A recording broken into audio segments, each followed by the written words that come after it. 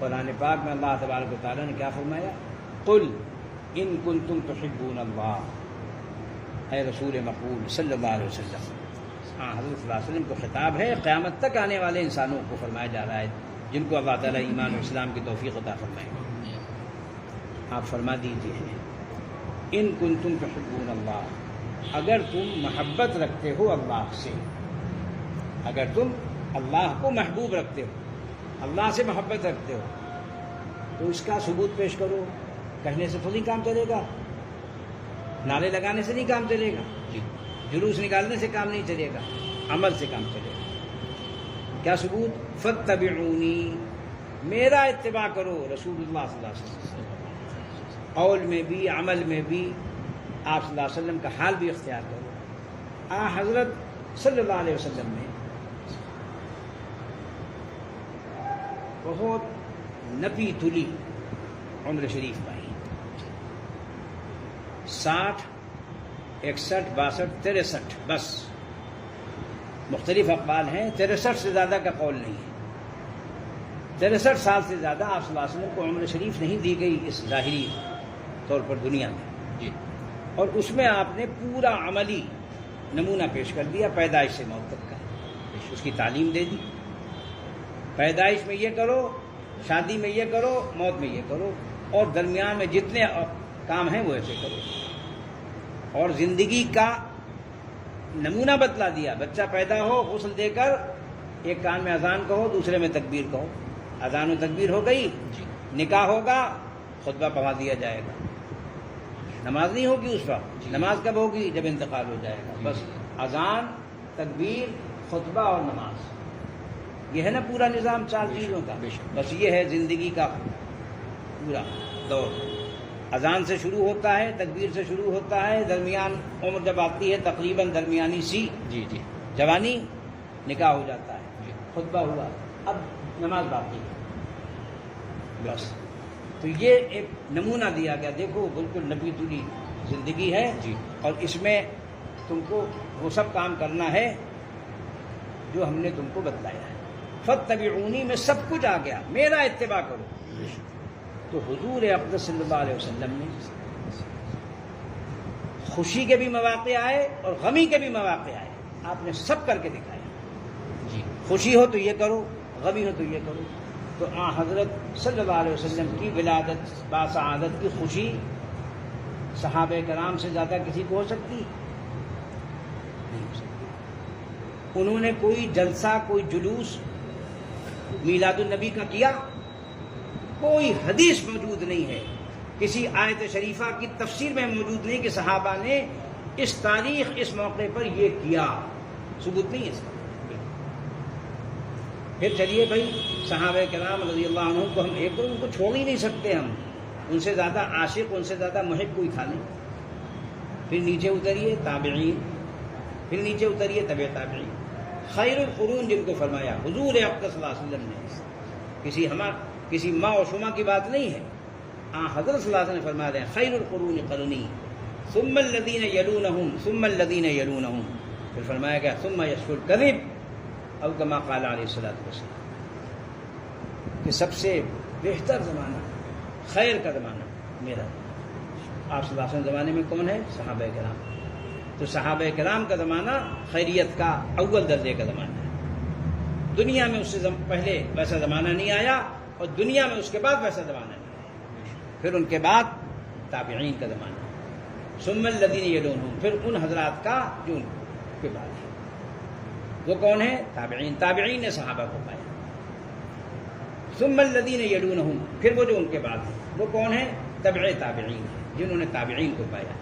بس یہ تبع تابعین کا دور مکمل ہو جاتا ہے، 3 صدی ہجری تک مکمل طور سے انہوں نے دین کی قولی، عملی، حالی ہر اعتبار سے اس کی تفسیر کر دی، اور قرآن پاک میں اللہ تعالیٰ نے پہلی بنیادی بات فرما دی جس سے ہم کو ہٹنے کی گنجائش ہی نہیں ہے۔ قرآن پاک ہے الیوم اکملت لکم دینکم واتممت علیکم نعمتی ورضیت لکم الاسلام دینا، صدق اللہ العظیم۔ اللہ تبارک و تعالیٰ نے فرمایا کہ آج میں نے آپ کے دین کو مکمل اور کامل کر دیا۔ دین خوشی اور غمی کے کاموں کا طریقہ بتلا کر مکمل ہوا ہے. جی. یہ نہیں کہ 500 سال کے بعد ایک کام شروع ہوگا، 700 سال کے بعد ایک کام شروع ہوگا، اور 14ویں صدی میں ایک کام شروع ہوگا، 13ویں صدی میں. نہ وہ دین نہیں ہے، وہ ہماری منفعت ہے، قوم کی منفعت ہے.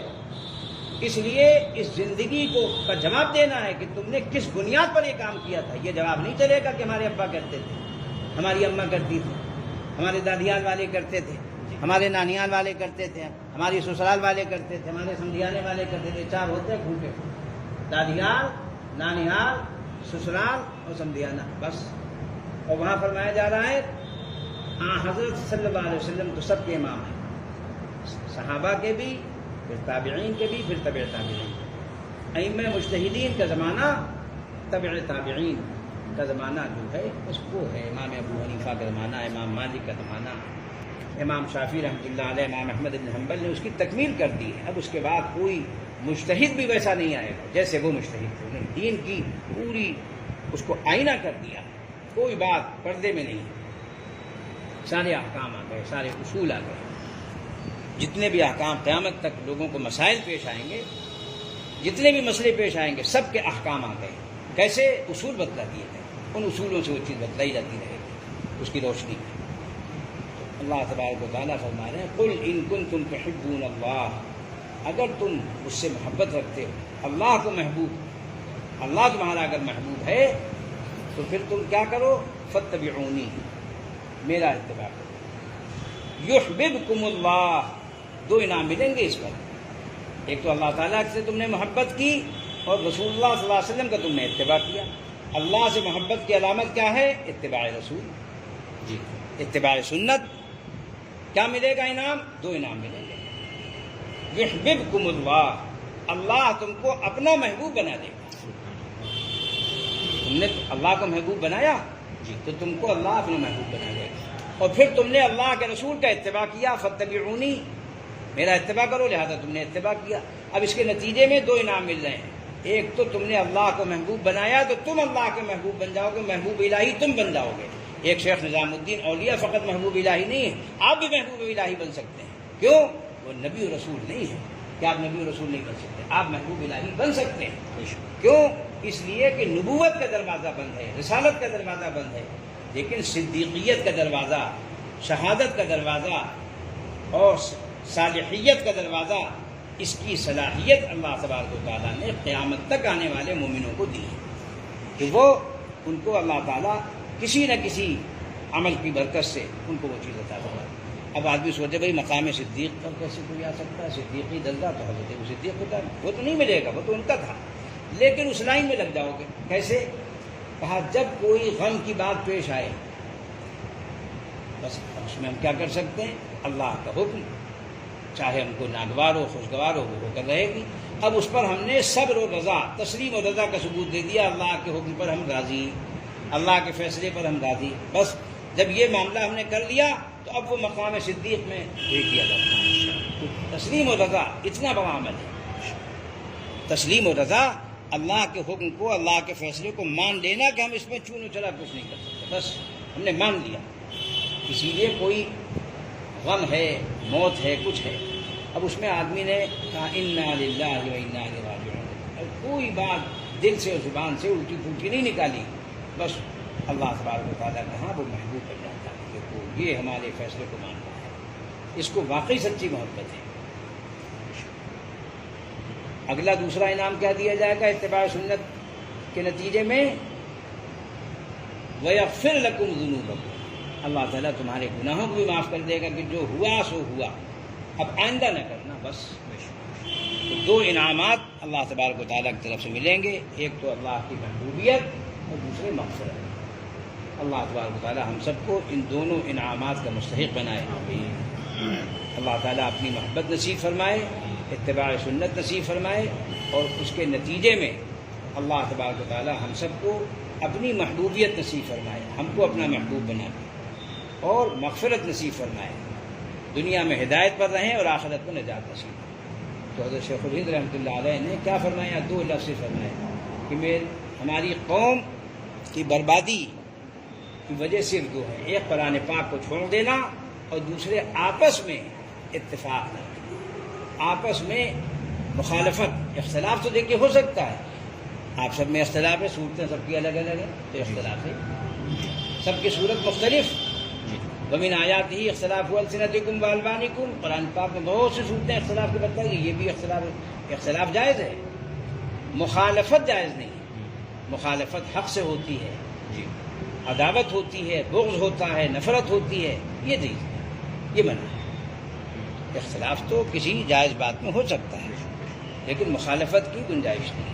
اللہ تبارک و تعالی ہم سب کو باطل کے مقابلے میں حق کی تمیز نصیب فرمائے اور اس پر استقامت نصیب فرمائے، بدعات کے مقابلے میں سنت پر استقامت نصیب فرمائے، علم پر استقامت نصیب فرمائے جہالت کے مقابلے میں، حقیقت پر استقامت نصیب فرمائے برادری کی رسموں کے مقابلے میں، اور اللہ تعالیٰ اپنی رضا کے کاموں میں استقامت نصیب فرمائے، اللہ کے جو غضب کے کام ہیں جن پر اللہ کا غضب نازل ہوتا ہے ان سے اللہ تعالیٰ ہم سب کی حفاظت فرمائے، کیونکہ دونوں کے ٹھکانے الگ الگ ہیں، ضالین و مغضوبین کا ٹھکانہ کہاں ہے؟ جہنم، اور مومنین صالحین جن کی بنیاد انبیاء و صدیقین شہداء و صالحین ہیں ان کا ٹھکانہ کہاں ہے؟ جنت۔ اللہ تبارک و تعالیٰ ہر اس کام کی رغبت نصیب فرمائے جو ہم کو جنت لے جائے، اور ہر اس کام سے نفرت نصیب فرمائے جو ہم کو جہنم کا مستحق بنا رکھے۔ وآخر دعوانا ان الحمد للہ رب العالمین۔